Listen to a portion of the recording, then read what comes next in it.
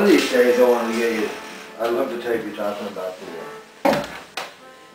the early warning. You know, what's this, Jimmy asked us, an early warning? No, I want you to tell the story about the apartment in Montreal. Oh, that'll be chapter 3, but the second story I think I'll go into now because it's fresh in my mind, also at university studies. It was a lab my friend took part in, was a rat study of morphine effect on rats. Well, it was very little morphine that the rats actually got.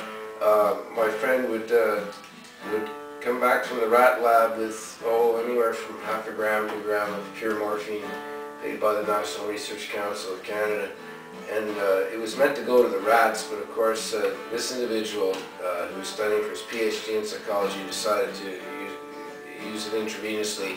Myself, he would give it to me and I would snort it. But anyway, this went on for several months to the extent that we found out other graduate students in the program were also getting into vials of cocaine and pure cocaine and pure morphine sulfate.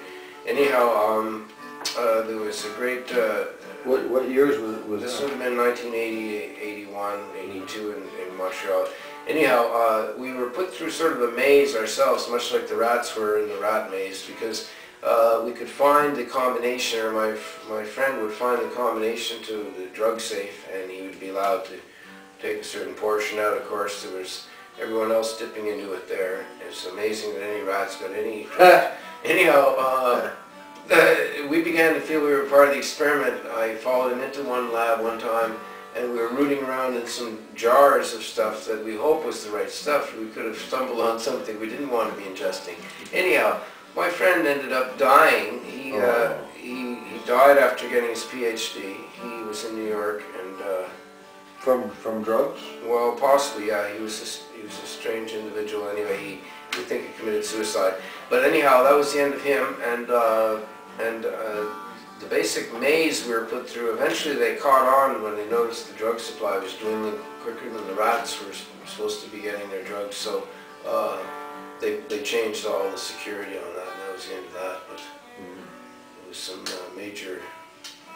And what year was that? It was 1980, 81. Anyway, that was the story of the rat lab. Yeah.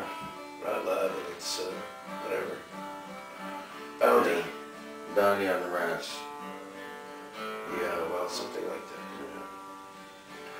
Well, that's a good story.